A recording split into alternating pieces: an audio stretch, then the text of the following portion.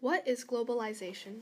To define this concept solely in terms of economic forces is a mistake, as political, technological, and cultural processes combine to increase the interconnectedness among the nations of the world. As a result, globalization has been defined as the intensification of worldwide social relations which link distant localities in such a way that local happenings are shaped by events occurring many miles away and vice versa. Quote, Anthony Giddens, 1990. With this in mind, we can now begin to explore some of these concepts further. How does globalization affect communities? Globalization has been happening for millennia. From the Roman Empire to contemporary globalization, the exchange of goods and ideas have affected humans in every aspect of their lives. Globalization can bring both positive and negative effects to a community.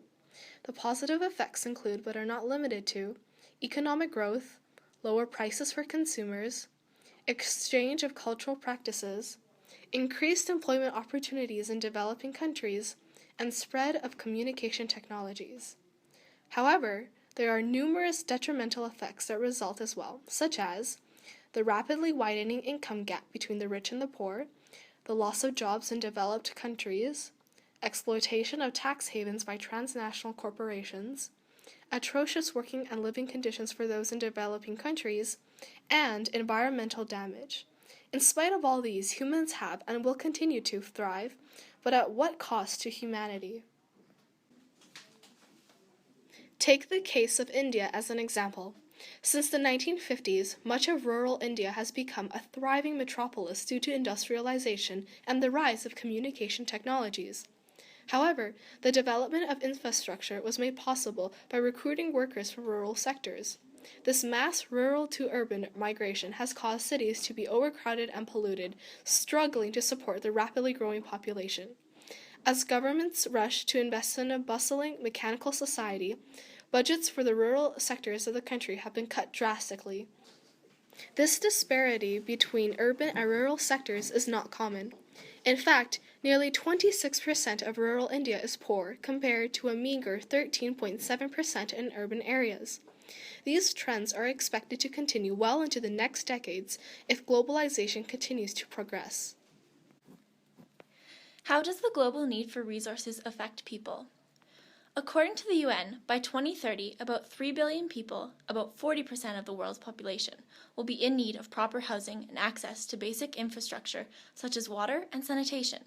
This translates into the need to complete about 100,000 housing units per day from now until 2030. Additionally, homeowners and potential homeowners face many challenges, including affordable housing and the need for energy efficiency due to rising energy costs. While rapid urbanization presents a big challenge, it also presents a great spectrum of opportunities. Development of sustainable housing offers opportunities to promote economic development, environmental stewardship, quality of life, and social equality. In the absence of efforts to stabilize atmospheric concentrations of carbon emissions, average global temperature rise is projected to be at least 6 degrees Celsius in the long term. This will lead to increased heat waves, droughts, storms, and floods that can cause severe damage to key infrastructure and crops. The world needs to dramatically reduce its energy-related carbon dioxide (CO2) emissions in the coming decades and find new, cleaner sources of energy to meet the growing demand. This will require utilization of various clean energy technologies, including renewable energy, nuclear energy, cleaner transport technologies, energy efficiency, and carbon capture and storage. According to UN projections, the world's population could reach 9.15 billion by 2050, creating a 60% increase in demand for food. Add to this that crops may be used increasingly for bioenergy and other industrial purposes. The Intergovernmental Panel on Climate Change, IPCC, predicts that global warming will reduce agricultural yield by 2% per decade. Also, consider that today roughly 1/3 of the food produced in the world for human consumption every year, approximately 1.3 billion tons, gets lost or wasted. To meet tomorrow's needs, we are clearly going to have to learn to feed more people with less land in more sustainable ways, and to provide people worldwide with access to high quality, fresh, and nutritious food to maintain a healthy and active lifestyle. Global issues are dealt with in many different ways. Overall, there is a general filter over the news which one is exposed to in their daily life. An initial reaction to global news has been generally known to cause panic, stress, and an overall contagious chain reaction in the effort to inform the general population.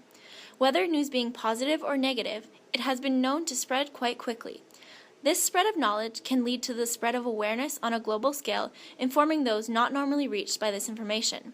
With this spread of knowledge, the population can become connected and share new knowledge gained by this interconnectedness.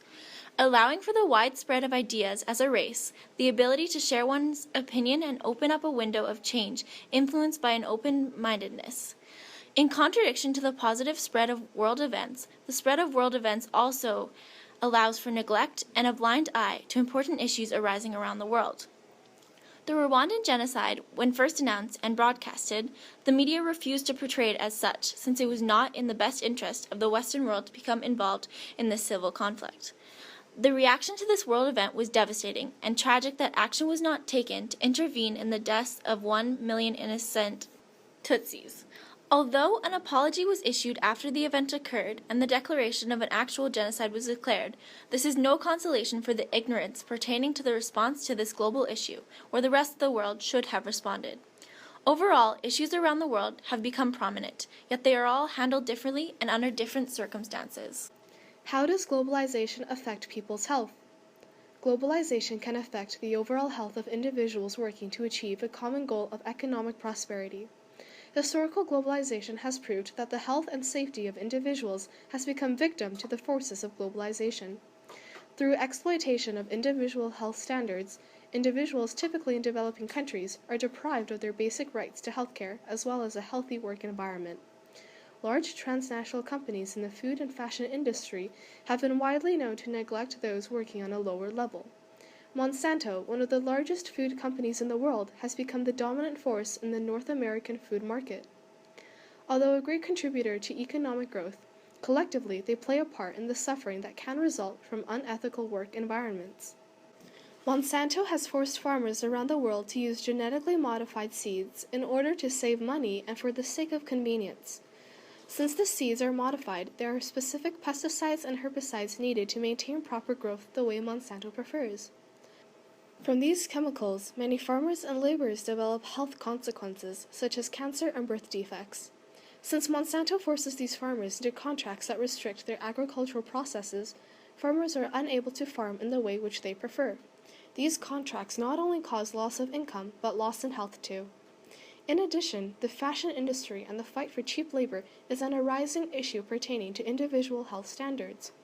Cotton is one of the primary fabrics used in textile production, yet cotton is also one of the most chemical-intensive plants harvested.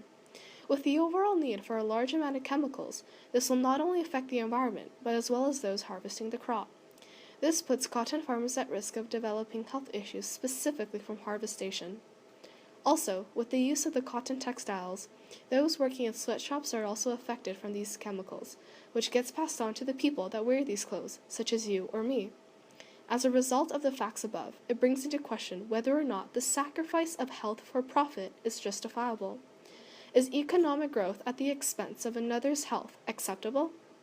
Hopefully for most, the answer is no. No one should be a victim to the forces of globalization. This brings us to the end of our video. As you can see from our case studies and facts, globalization is a multifaceted continuum that affects each and every one of us in our daily lives. The extent to which we should embrace this global force is up to us to decide.